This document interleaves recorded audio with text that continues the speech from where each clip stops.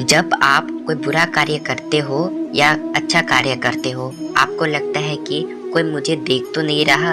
यहाँ श्री कृष्ण जी कहते हैं कि तुम जो कुछ भी कर रहे हो, मेरा दृष्टि सदैव तुम पर है, इसलिए तुम यहाँ मत समझो कि तुम अकेले हो।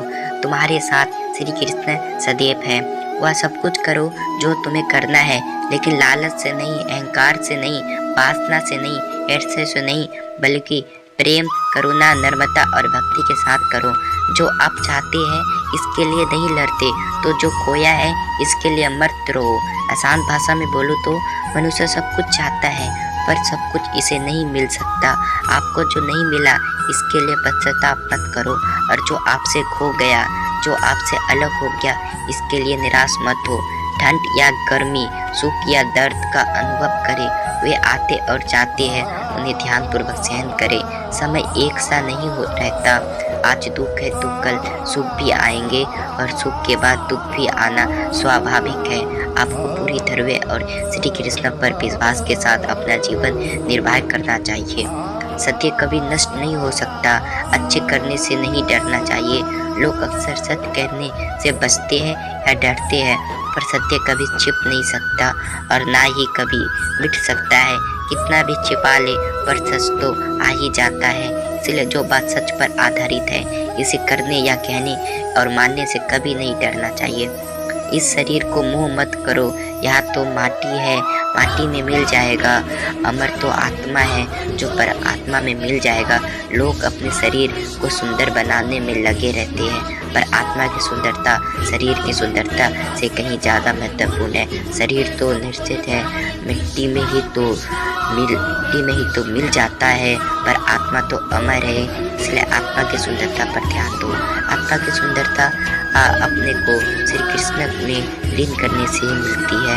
जो हुआ अच्छा हुआ, जो होता है अच्छे के लिए होता है। कभी कभी विपरीत परिस्थितियों हमारे वर्तमान स्थिति को अच्छा करने के लिए आती है। हमारी सफलता और असफलता इस बात पर निर्भर करती है कि हम खुद पर कितना विश्वास करते हैं। व्यक्ति जो चाहे बन जाता है, यदि पूरे विश्वास के साथ अपने लक्ष्य पर लगातार चलता रहे। कहते हैं मन के हारे हार और मन के जीते जीत। जिस प्रकार सकारात्मक विचारों से सफलता मिलती है, इसी प्रकार नकारात्मक विचारों से असफलता के मार्ग की ओर अग्रसर करती है। क्योंकि जैसा हम सोचते हैं वैसा ही हम बन जाते हैं, और अपने विचारों को माध्यम से हम नकारात्मक और सकारात्मक परिमाण मिलाते हैं। मनुष्य ही एक ऐसा प्राणी है जो कर्म करता है, इसलिए कर्म करने वाले प्रत्येक व्यक्ति धर्म भी है, और कर्म करने वाले व्यक्ति कर्म भी कराता है। इसलिए कार्य करते रहना खाली बैठे रहने से हमेशा बेहतर होता है। ना तो समय रुकता है और ना ही एक सा रहता है। बुरा समय हो या अच्छा समय बदलता जरूर है। आज बुरा है तो कल अच्छा, और अच्छा है तो बुरा समय जरूर आएगा। सुख के बाद दुख और दुख के बाद सुख आते जाते रहते हैं। इसलिए इस पर हमारा कोई बस नहीं है। यकीन कर्म पर हमारा बस जरूर है। आप सिर्फ कर्म करिए, फल की चिंता किए बगैर समय आने पर फल जरूर मिलेगा। श्री कृष्ण कहते हैं कि किसी को भी भाग्य की निर्भरता नहीं है। व्यक्ति खुद ही अपना भाग्य लिखता है। आप जैसे बीज बोएंगे वैसा ही फसल कटेंगे। आप जैसा कर्म करेंगे आपको वैसा परिणाम मिलेगा। यदि विद्यार्थी मन लगाकर पढ़ाई करेंगे तो परीक्षा में सफल होंगे। इसलिए हर व्यक्ति का भाग्य तभी बदलेगा जब वे अच्छे कर्म करेगा।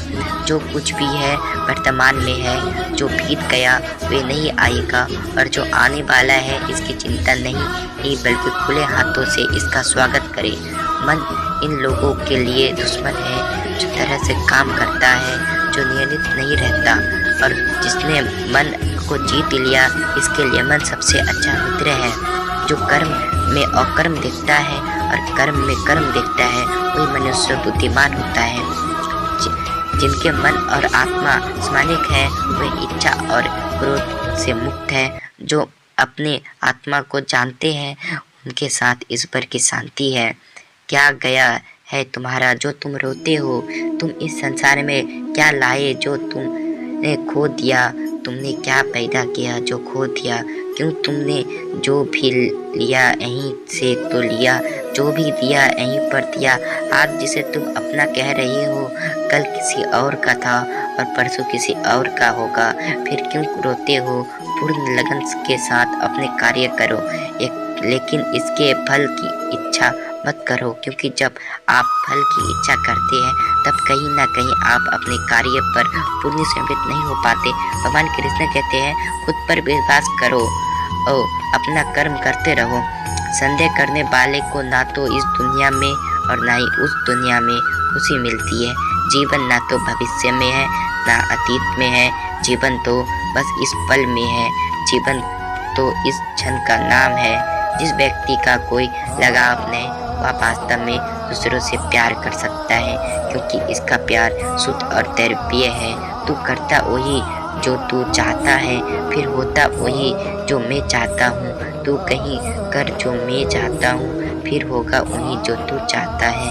हर किसी का जन्म किसी न किसी कारण से होता है, इसे पहचानो और बस कर्म करते रहो। कर्मवीर मनुष्य ही पहचान बनाते हैं, जो कर्म नहीं करता वे विलुप्त हो जाते हैं। यदि मन बेचैन हो और इसे नियमित करना कठिन है, लेकिन अभ्यास के द्वारा इसे बस में किया जा सकता है। चाहे बुरा ही क्यों ना लगे जाए, पर ऐसा सत्य जरूर बोलिए, लेकिन ऐसा झूठ मत बोलिए जो सत्य लगे।